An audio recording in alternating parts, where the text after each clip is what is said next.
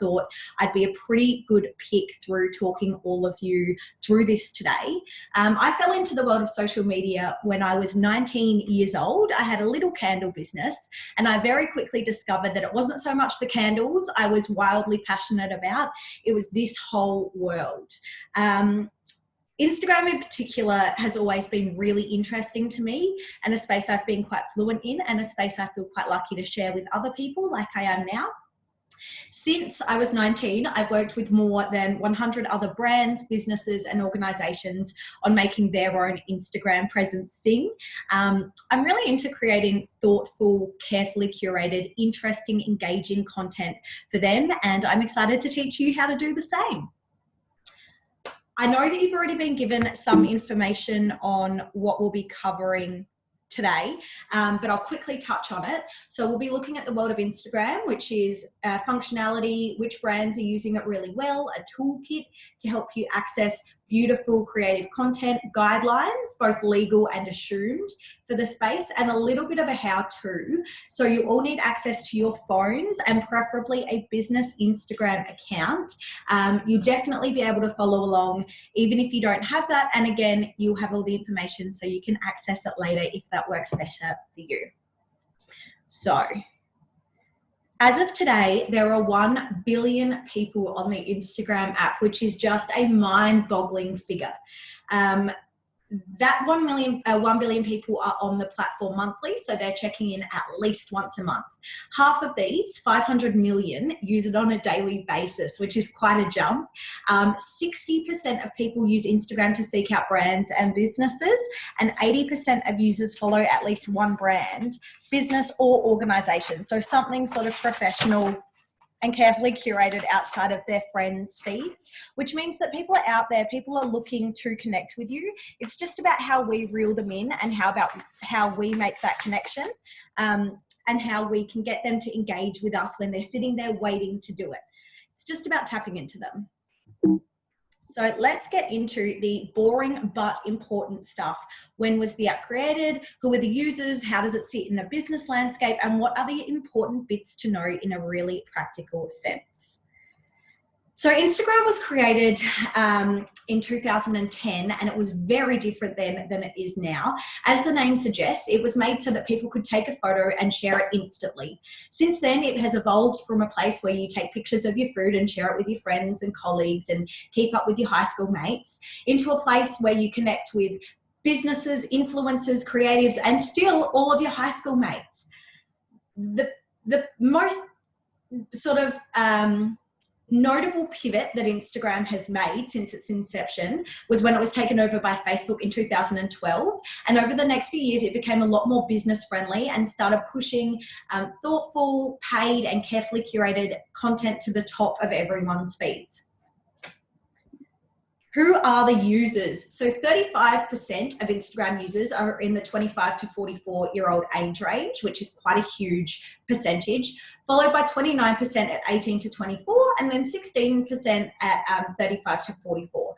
People over the age of 65 make up only 1.9% of users globally. So if you're looking to tap into the above 65 age range, then Instagram maybe isn't the space for you, sort of priority wise, but if you're looking at any of those other age groups, perfect, your people are here and they're waiting. Speaking of globally, the countries with the most Instagram followers active are the US, India, Brazil, Indonesia, and Russia. The States have 12 million active Instagram users, and Russia, which is down the other end of that most used scale, 120 million. The US has, and then Russia have 46 million down the other end of that scale. Australia has about 9.5 million people on Instagram, which is a big drop, but still a lot of people. 9.5 million, that's a lot of people to get in a room. So I'm going to go into detail about what Instagram users are looking for, what these people are there for, in a couple of slides' time. So how does Instagram sit in a business landscape? As I said, Instagram has geared massively towards businesses in the last 5 years or so. You are probably already on Instagram. If you're not, then now is your time. But definitely it's a space that businesses now go to expand on the connection they already have with users, to build connection with new users, and to really customers that know what they're looking for but don't know who they're looking for it from. It is such a business space, and it's a great place to also share not just your really carefully curated, branded, nicely packaged stuff, but a bit of the behind the scenes action, showing any color and excitement that might be going on at any given time. I'm also going to be touching on 5 pages that I'd love for you to check out, people who are doing Instagram really well, but I'll get to that in just a moment when I'm finished this boring stuff. So today we're going to be going over Instagram posts, stories, lives, and connection through emotion. And I know that last bit sounds a little bit woo-woo and a little bit hippy-dippy, but it is really important to recognize now more than ever just how important that connection through emotion is. Why do people use Instagram? 4 main reasons. Reason number 1 is inspiration. So people are actively seeking out things they want to do, places they want to go, experiences that they want to add to their lives to enrich them. They want to jump on and be inspired. Information. We've seen this one a lot this year between the devastating bushfires we faced in January and the current coronavirus crisis. It is a really great place to send out quick, to the point, important and easily digestible information that people can digest on that face value and consume more of off platform. So it's not the place you want to be posting a manifesto about why your business is the way it is and what you are all about, but it is a really good place to post quick bite-sized bits of information and then lead off platform to your website, to a booking page, to whatever you like from there. Aspiration. So not to be confused with inspiration, this one's a little bit more subconscious, and it's one that serves businesses really, really well. The element of Instagram that fuels consumerism and idealism is talked about in the media all the time. There's quite a negative spin on it, but it doesn't have to be negative. Just understanding that people are seeking to soak in really beautiful and idyllic content is a really good understanding to have, because it means that you can create that. You can create experiences for people to gobble up through their phone screens, and then you're tapping right into our little lizard brains. And connection. Instagram is about connecting people, not collecting people. If you've been to any of my other workshops with the city of Payneham, Norwood and St. Peter's, you would have heard me say that before, but it is so true.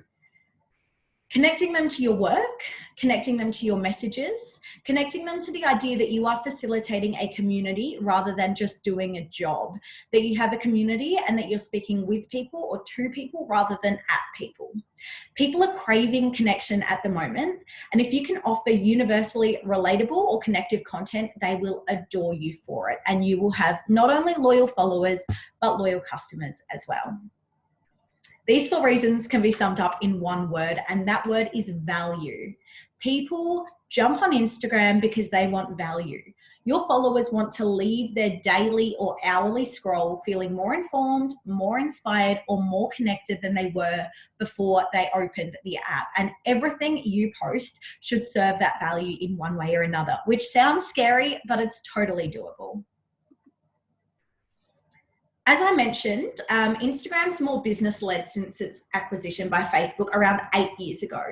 One of the main changes since Facebook took over was the abolition of a chronological newsfeed. So when you used to jump on Instagram, you would see posts in the order that they were posted. You'd see 2 minutes ago, 3 minutes ago, 4 minutes ago. I know you all know what chronological means. Now, posts are handpicked for you by the algorithm. So you might see something that was posted 24 hours ago that Instagram thinks you're going to find way more important and interesting than something that was posted 5 minutes ago. This is often painted as a scary thing. You know, people might miss your content because the algorithm's picking it and we can't control the algorithm and no one knows what the algorithm does. But the thing is, if you consistently post valuable content, adding to the lives of your followers each day, again, less daunting than it sounds, the algorithm is on your side. The algorithm is your friend, which is really cool. As I already touched on, businesses have never had a hard time connecting with people in such a visual space, especially if they're product-based businesses. If they're service-based businesses, absolutely, a little bit trickier. Doesn't mean that we can't get a great photographer in, snap some stuff. All of a sudden, you've got great visual content as well, whether it's just you laboring over some plans for buildings or having a coffee or whatever, pair it with a great caption and you are good to go. As an industry, as a general market, businesses in South Australia are doing really, really well on Instagram. You can look up a lot of popular businesses and you can see the difference as well. Businesses that are doing it themselves or have sort of a small marketing agency helping them out. And then you can see the difference between that and the really big corporate entities that are managing pages, Instagram presence for them, or businesses Instagram pages for them, I should say. And the difference there is that the ones that are managed by the brands themselves and the ones that are doing really, really well in that sense and building that connection do feel a lot more personal and a lot more intimate, which is really important. So 5 years ago, I might have told you that the most important outcome of having an Instagram presence was sales.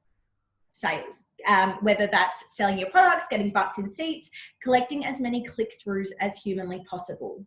We're facing a really unique moment in history, and the one thing that has become apparent in this time is just how much we as a people value connection. I know I keep banging on about it, but it is really that important. So we need to be worrying now slightly less about how many likes we have and much more about what our comments say. We need to be thinking about how we take our Instagram presence off of an in-app experience into the real world, not just whether people are, jumping onto your website, but whether people will think about what you've posted later in the day, whether they'll cast their minds back to it, whether they'll share it with a friend, or whether they'll build a real connection with you or your business because of it. So when I talk about let's move past the likes, I'm talking about moving past what we call vanity metrics. And a vanity metric, simply put, is any number on Instagram that gives you a little zing in your belly when you see it rising. Think followers or likes or comment counts. These metrics, in case you couldn't guess by the title vanity metrics, have a bit of a bad rap, which is both fair and unfair. Because we need quantitative data to give us a solid idea of how we are tracking, what is working and what is falling a little bit flat. And then why? Is it the content? Is it the time that we're posting? Is it the voice that we're posting it in? There is a great way to find out all of this that extends beyond just fist pumping at the sight of 8 new followers, which I'll go into detail on shortly. But the areas that aren't as straightforward as numbers and stats that hold more weight, or we should be giving more weight to, are as follows. Number 1 is authentic and engaged followers. So instead of just looking at how many followers or comments you've got, you want to be looking instead at what those comments say. Are people excited about your content? Do they send you messages to find out more information, indicating that they trust you as a source of it? Do they tag you in their posts and their stories? Again, cementing you as an authority on whatever they may be talking about. Number 2 is communication and balance. Another way to get a really good read on what success is, or another way to measure success, is to take a step back and see if what you are trying to get across is making it. Have a look at your pages. You can do it right now. Everyone just wants to pull up their own Instagram page. Is that reflective of your brand? It might be information on upcoming events you've got. It might be information on products you have in store. It might be information on any news that you have, like being closed for the long weekend. Are those little micro messages you've got making their way across to people when you look at your feed? Is it easy to navigate? Balance goes hand in hand with communication, because you always want to feel like you are sharing in something with your audience instead of just talking to them. So a good ratio of really important need to know content like, this is new in store, we are closed this weekend, this is our safety plan during the COVID crisis, balanced with things that are a little bit more fluffy but build the impression and connection of your brand, that balance should be about 50-50. So when I say a little bit fluffy and seeking connection, you know, that's things like profiles on your staff members, or a little bit about the why, or a little bit about the who, things that make you feel all kinds of warm and fuzzy to be communicating with people and to be letting them into. You should be able to pull out your phone at any time and show someone the Instagram feed you've been working on and feel a sense of pride. So that's point number 3, is creating something that you're proud of.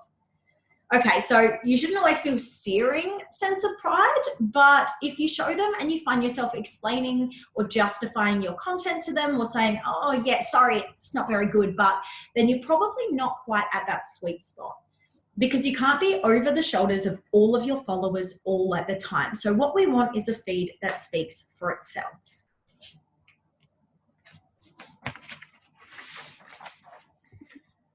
Now, here are 5 examples, very different examples of 5 people that are killing it on Instagram at the moment. And in the end, I'll tell you what all of them have in common. See if you can guess it before them, but they are all quite different, and I've all picked them to show you for different reasons. So if you can't, no stress at all. Number 1 is Elise Cook, who is a South Australian Instagrammer with 378,000 followers last week, probably more than that this week. And she has a really strong tourism and aspirational focus. So everything that she posts creates this sort of yearning of, oh, I would love to have that life, or I would love to have that experience or do that thing. I won't get you to look at these now, because this presentation is jam-packed with information, but when we have finished, I'd love for you to come back and have a look at these pages on your own phones. Next is the Quirky Cup Collective. I've chosen this one as well because they're South Australian. Sidoni, the owner, has an online store. She's purely online. I think she's got a few stockists, but no brick and mortar store. She's got 49.2 thousand followers and uses her Instagram to promote her releases and things like that. So everything she posts is either, you know, this is new, this is something I've been working on, really drawing people into, I need to be following this Instagram page to get information on this business. It's kind of a non-negotiable. Jennifer Aniston, so there's quite a pivot. Jennifer has 33.3 million followers. Again, that was last week, probably more now. She actually broke the record for the fastest time to reach 1 million followers at a mind-boggling 5.25 hours, which is just bunter, really. 1 million people. Each Friends co-star also gained 1 million followers when she did her first post, tagging them all in there. They were already on the app. And the reason that I've pulled Jennifer in for you to consider is the fact that she's already connected with people. She was already a household name, which means that if you're kind of a little bit lackluster on Instagram at the moment, that's okay, because there are people out there who know who you are, who know what you're doing, and who want to connect with you. They're just waiting on you to amp it up. Alex the Celebrant, back to South Australia. Alex is an Adelaide celebrant who shares photos of her services. So obviously for Alex, working in the wedding industry, she's got the potential to get some really nice photos with her clients after she's married them, but she can't really take photos of her products. She doesn't really have anything to sell per se in terms of here's an item, buy it, but she uses this space in a really service-led way. And Take Me to Australia. So I've gone back to a really tourism sort of centric account here. This is landscape photography page with 108,000 followers, and all they do is repost other people's content. So as far as I can tell, nothing on that page is content of their own. It's content that they love, that other people do, that they repost and then credit them for. I kind of jumped straight to the what do these feeds have in common. But the things that these guys have in common, despite all being wildly different from one another, are the things that I mentioned that make our Instagram presences really stand out. They are all visually pleasing. They all have clear goals, whether that be to sell a product or a service, or to provide a platform for a face, you know, to be on and to interact with people. They represent their creators really well, which is absolutely vital. If you have, say, a cooking school, hi Scoffed, and your cooking school is vibrant and full of energy and full of life, then that really needs to be communicated visually so that it represents you, you know, and your personality, your business or your brand's personality, and where you would like to sit in people's minds. If you have a business that is super vibrant and super loud and proud and big and bold, and your presence is really carefully curated and looks quite professional and quite corporate, then all of a sudden people are going to be associating that with you, and that is not what you want at all. The other thing is all of those 5 pages add value to their followers' lives. So whether that's inspiration because they'd like to buy something from the Quirky Cup Collective, they're waiting for something cool to drop, whether it's aspiration like Elise Cook's content that makes you want to pack everything up into a combi and travel Australia, or whether that is education, which Alex was doing a lot of when weddings started to wind down. She was a really great source of, okay guys, this is where the industry's at. Don't stress. This is what we're doing. This is where we're going.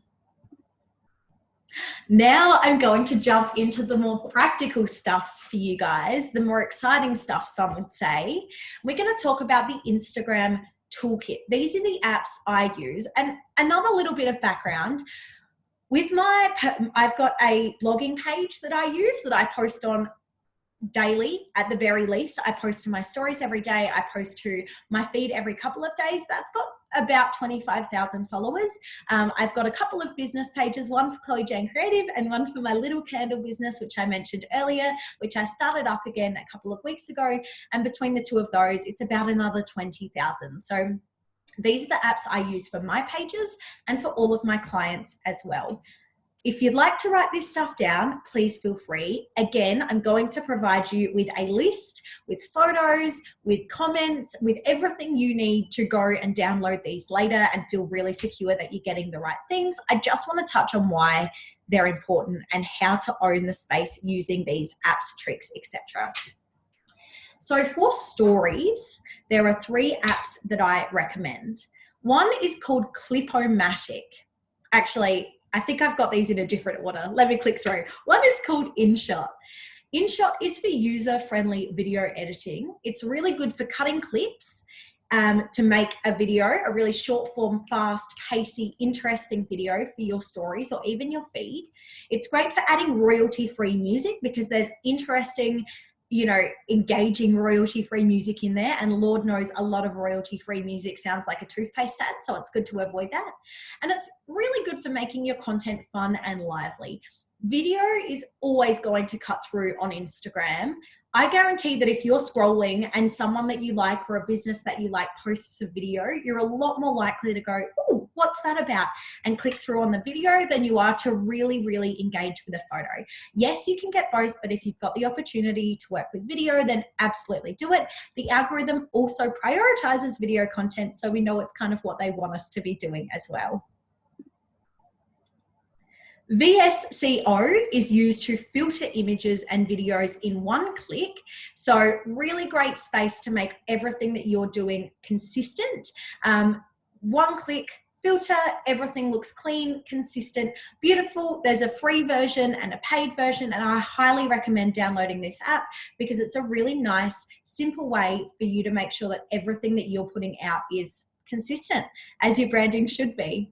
And Clip-O-Matic, so quite a new evolution of Instagram and a really necessary one is accessibility. So Clip-O-Matic is great, or any similar transcribing app. So that means anytime you're doing one of these stories, I don't know how comfortable you are with them at the moment, but anytime you're doing stories with your face to the camera, it's really important that you are getting that information down in writing as well, not only for your hearing impaired customers or clients, but also for anyone that might be viewing your content while they're, you know, in transit, when they're on a bus, when they're on a train, so that they can soak up the information you've got without having to actually hear you. So any transcribing software, particularly for your stories, when you are speaking face to camera, is a big win. And now for your posts. Lightroom is a step above VSCO in terms of editing photos. It's a really great space to create a consistent feed, again, and a cohesive feed. Again, if you've been to my workshops before, you will have seen that I'm a big fan of always giving your photos, if you're taking them yourself, a little bit of brightness, a little bit of contrast, just making sure they all look nice and light and bright and clear. Lightroom is a really good way to sort of cheat that. If you do take a photo that's a bit dark or a bit daggy, you can use that to bring it up. Heaps of good tutorials online. And if you are feeling a little bit confident in your photo editing skills, then I highly recommend giving this one a go. MILKSHAKE is a website that makes a list of your links for people to click through and pops it in your bio. There's another one called Linktree that you might have heard of as well. So let me break this down for you. Say you've got your Instagram page, and I hope that you're doing call to action. So you're saying, hey guys, tickets now available for this thing, link in bio, so that people can jump through and grab the tickets. Or you're saying, hey guys, love if you could leave us a Facebook review, link in bio. The thing that MILKSHAKE does is it lets you pull together all of those links at once, so you're not just having to choose one. So people click on a link which might say Chloe Jane Candle Co. /milkshake or milkshake / Chloe Jane Candle Co. And once they click it, there's a list. Mine might say Facebook, event, shop, reviews, whatever you like, and you can pop all of your different links in one space, which is really user friendly, and it means you're pushing all of your information out at once, which is super powerful. And Over is a really straightforward, beautiful graphic design app. Lets you put things out in a pinch. So if you've got an announcement to make, if you're closed this long weekend, if you want to say thank you to people, just like that, you can create some really beautiful text-based content that looks like a graphic designer has done it. Beautiful templates, easy to use, highly recommend. Also Canva, if you are not familiar with it, is a similar program that I prefer to use on desktop, but creates similar sort of content. And Preview. So this is an app, one of many, that lets you set your feed up before it goes out. It's great for planning how you would like your post to sit and what you would like your feed to look like. Again, I'll jump into why that's important in just a moment, but any sort of app that lets you see things, write captions, store captions before they go out is an absolute winner. And I just quickly also want to touch on scheduling tools. So it's best technically to not use scheduling tools. There is a slight decrease in the algorithm boost anecdotally when you do use scheduling tools. But the thing is, we're all busy people with busy lives. We don't always have the chance to be sitting down and plugging out a photo and plugging out a caption, you know, once a day, twice a week, whatever we may have. So scheduling tools are always useful. Things like Buffer, Planoly. You can get in contact with me via email for some recommendations, or just have a Google, have a play and see what works best for you there. In terms of your in-app toolkit, in your feed, use nothing that Instagram has to offer in terms of photo editing. Please, super outdated, doesn't look very professional. You should be able to grab your photo that you've edited elsewhere, somewhere like VSCO, upload it, good to go. In your stories, you want to be using everything. So quite a flip there. Instagram rewards people into getting stuck into the features that they spend time creating. So they put a lot of effort into one little button that shares your product or one little button that shares your location. If they see people using it, they are going to plug that content to get more people to use it. And it's also important to create content that actually physically engages your followers. So when we think about stories, you might have seen the little question stickers that you can tap on. You might have seen poll stickers, things like that. Making people think about your content, making people answer questions, making people engage with you is super powerful outside of just the scroll and the, yeah, I like this company. So here are some of the different stickers that some people, everyone's got something a little bit different, but that some people have access to on their Instagram story section. So a couple of these are COVID specific, and I just want to jump into what they do.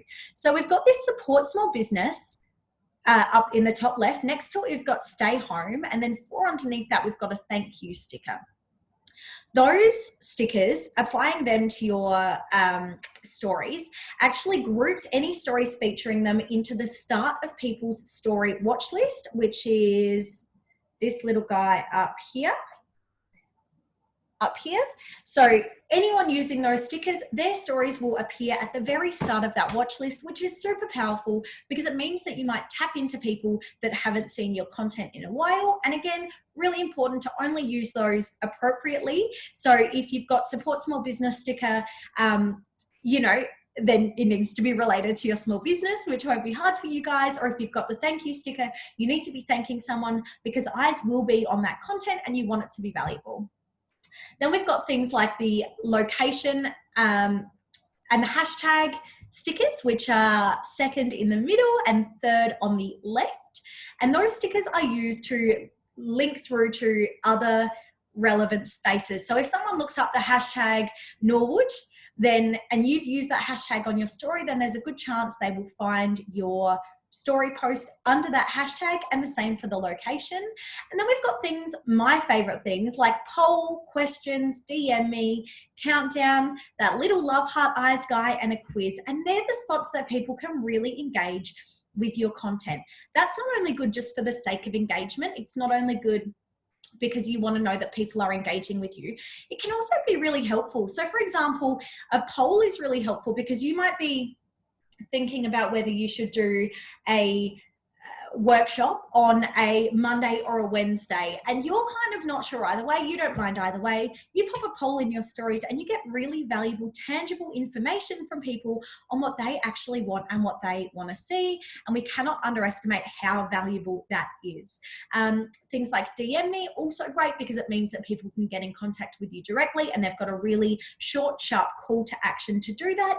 And then questions are brilliant as well because it doesn't just restrict people's answer to yes or no, or Monday or Wednesday. They can ask you things that they've been wondering that maybe they haven't felt that there's an avenue to ask. So really important to be using all of these interactive stickers on your stories.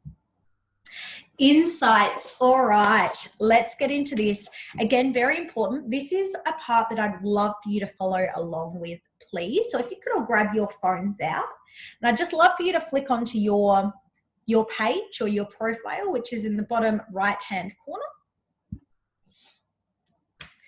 So first we're going to look at how to read your insights. I'm going to show you how to read your post insights and then your page insights as well. So for your post insights, if you've got a business page, which hopefully all of you have, you can click on any post and then you can just click this View Insights button down the bottom and then pull up. So I'll just do that again for you. We've got, you click on any post, you click on View Insights, and then you pull up and you'll see a series of numbers and words and things like that.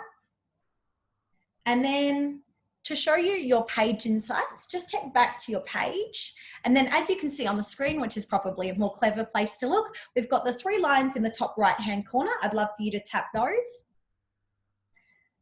And then hit Insights, which has moved slightly since I took this screenshot. It should be 3 down on your list down here. So the way to decipher these insights, there's two different ways. If I could get you to go back to your post insights, I know I'm really testing you here, but now we know how to get into them. So that's back to your post and then View Insights and then pull up. If you're not following along, that's fine. I'll just talk on what's on the screen. So on your post insights, you've got these 4 main points up the top. You've got likes, you've got comments, you've got this little aeroplane guy and a little saved icon as well. Likes and comments, pretty obvious, although we don't see a number of likes on our post now. So this is how you see how many people have liked your post and how many people have commented. Yes, your posts count as a comment as well. And the higher those numbers are, it's likely the more Instagram is pushing that post up the algorithm for you. The other 2, the little aeroplane and the saved sticker, are actually more fascinating and more important in my humble opinion. The aeroplane is how many people have shared your content elsewhere or shared your content externally. So that's 7 underneath the aeroplane on the little screenshot on the left-hand side is how many people have sent that photo with that caption either to their friends, their stories, via text message, just somewhere else and showed someone else in a way that is not transparent to you as the poster. The save sticker is also really important because it means that people would like to come back to your content later. So that might be because it's a product that they're really interested in, might be a caption that resonates with them. That content is just brilliant to tap into to see how things are performing in a way that isn't super obvious for anyone that is not you and does not have access to your account. And then you can see in this second photo, there's this number 9239, which I've circled, and that's how many accounts have been reached with that content.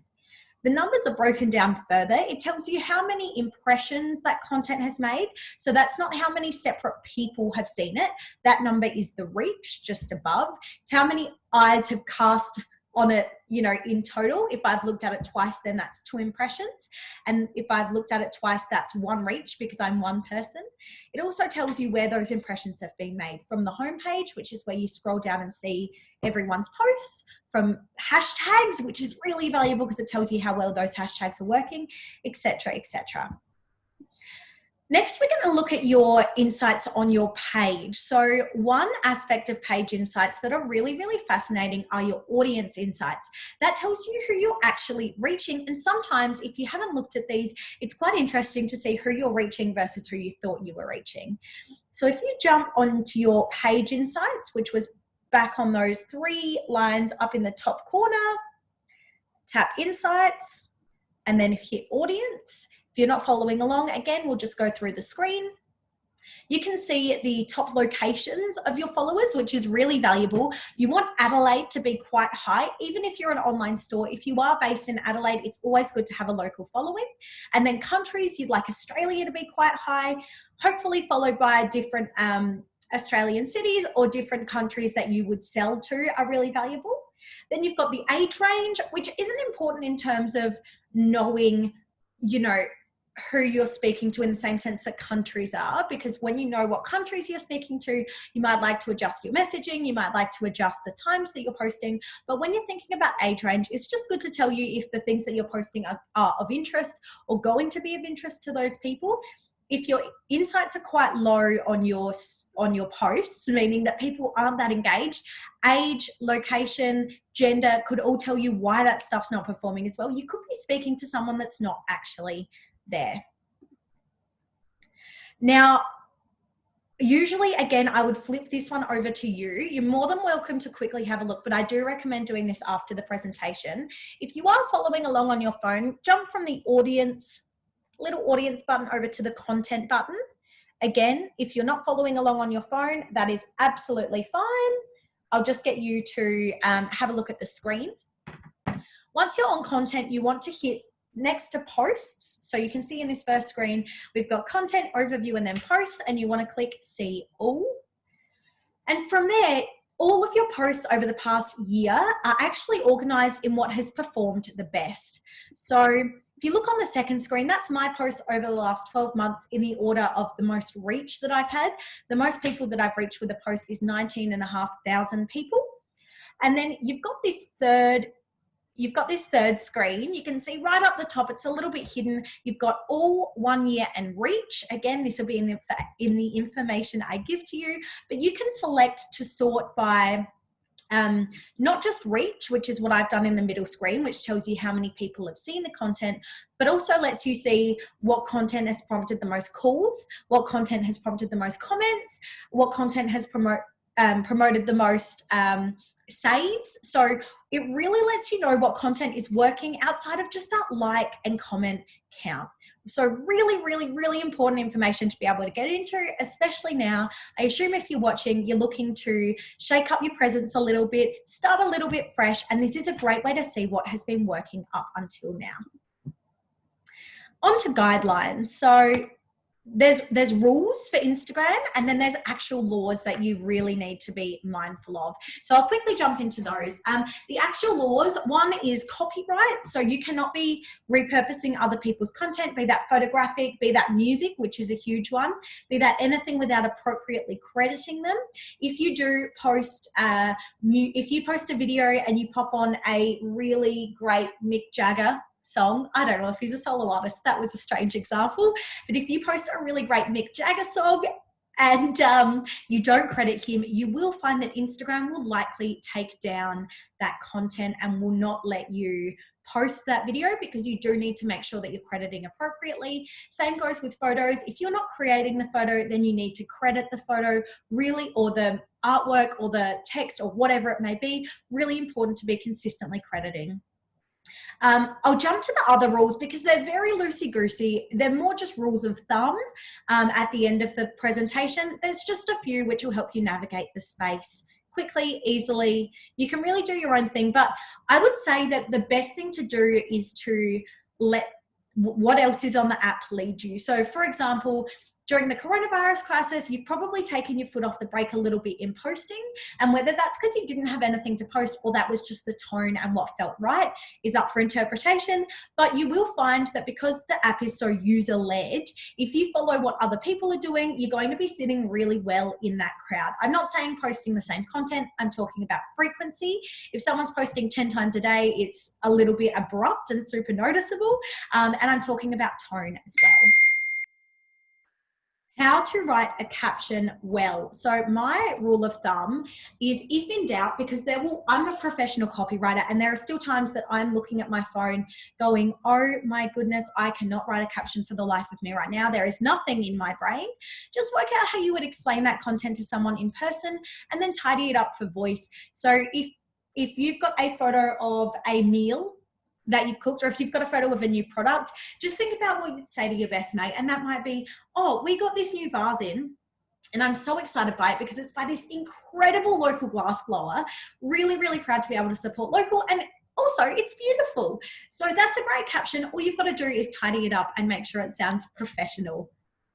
When in doubt, work out how you'd say it to someone in person and go from there.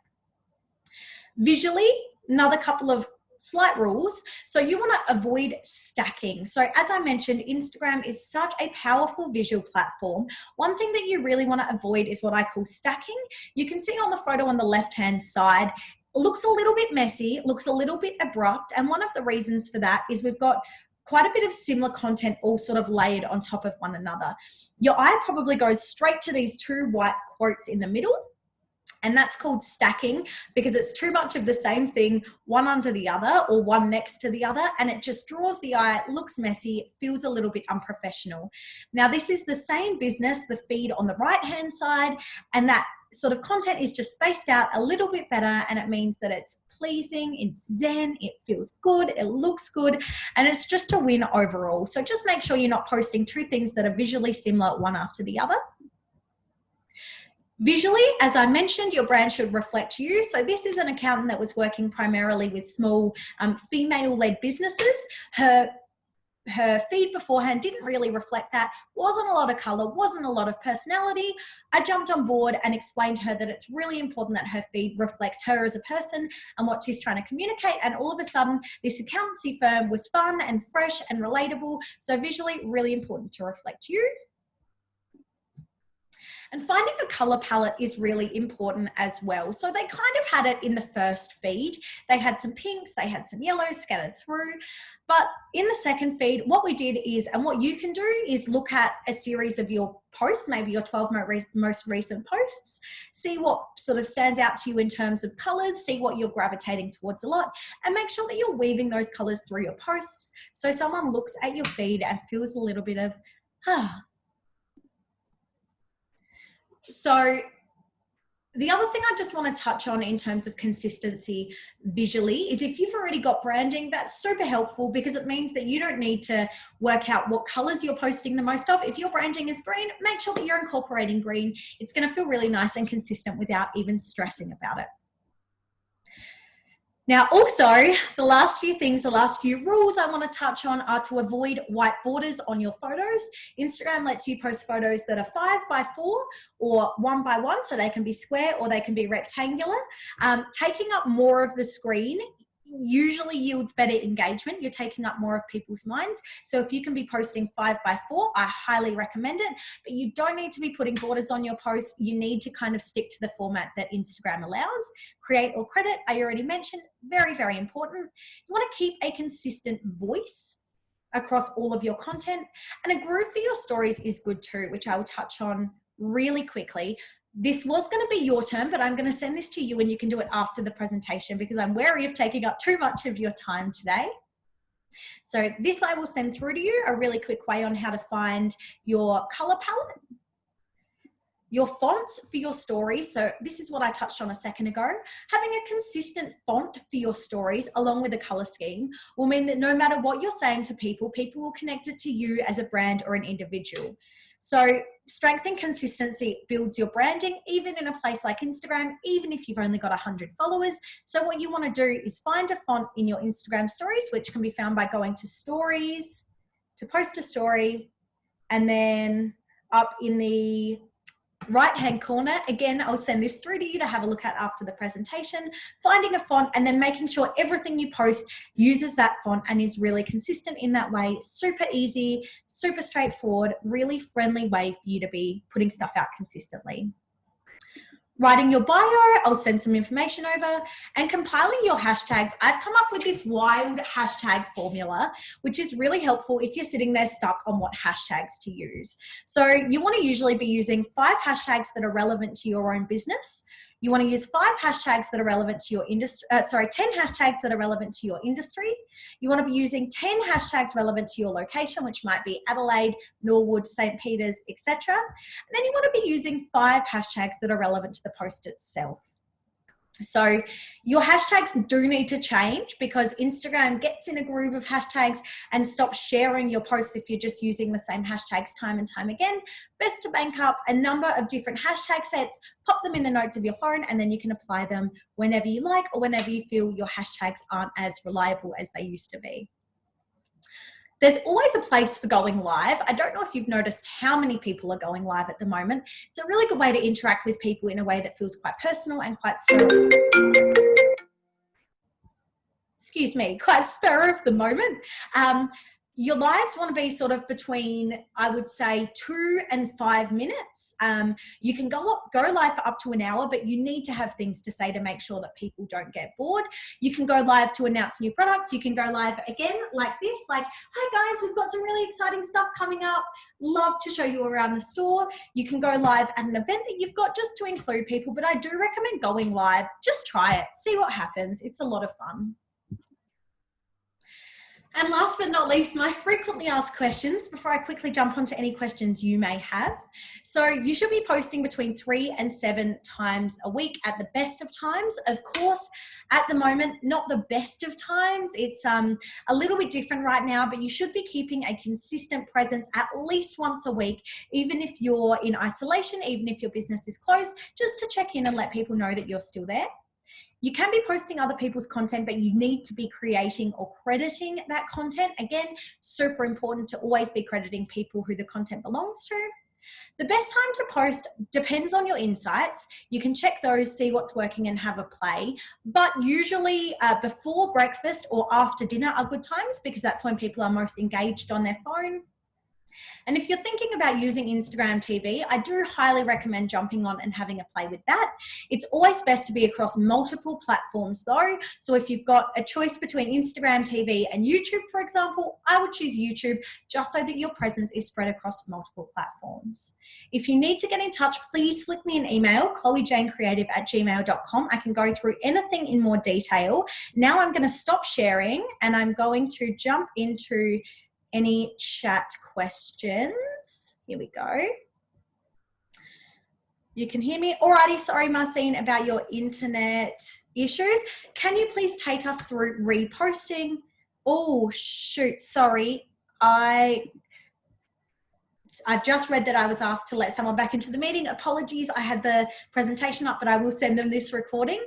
I can take you through reposting. So to repost content, all you want to do is be screenshotting the content and then posting it to your page. Now, if that's content you've got permission to post, as in if someone has tagged you in a photo they have taken of your products, of your store, that's an absolute no-brainer. All you've got to do is screenshot the content, post it, usually thank them in the caption for sharing the content with you. If you're reposting content that you haven't taken, that you've just found on a random Instagram page, as a general rule of thumb, you do not need to ask for permission to post that content. If you prefer to, then absolutely go for gold. But the unwritten rules of Instagram sort of state that as long as you're crediting people in the images that you're reposting, as long as you're saying this photo is by the Botanic Gardens of South Australia, as long as you're making sure that the person you're crediting is the person that took that photo, that's usually fine. What isn't okay is if someone reaches out and for whatever reason they don't want you to post their content and they say, hey, can you please take this down? Or, hey, I took this photo, can you please make sure that you also tag the makeup artist I used or the hairdresser I used or whatever it may be. You need to follow those sort of guidelines. You need to follow what they're asking because it is their content and it's just a matter of being polite. couple of questions. What sort of analytics do MILKSHAKE and Linktree give? So MILKSHAKE and Linktree also have really good analytics just in terms of how many people are jumping through what links at what time. If you'd like to go deeper into those, what you want to be doing is jumping into your insights, seeing how many people have clicked your link, say in the past week, month, year, whatever it may be, and then connecting that to Linktree and seeing, okay, so how many people click that link to check out my Facebook page? How many people click that link to buy tickets? And then from there, how many people bought tickets from that link? So they've all got insights that you can definitely jump into.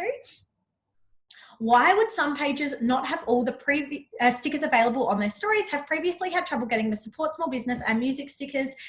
Yes, I'm so sorry. Well, I'm not sorry. I'm sorry for you. I didn't do it. But for some reason, I have not the foggiest. Some pages just do not have access to certain stickers, especially the music sticker, which is so ridiculous because everyone should be able to use it.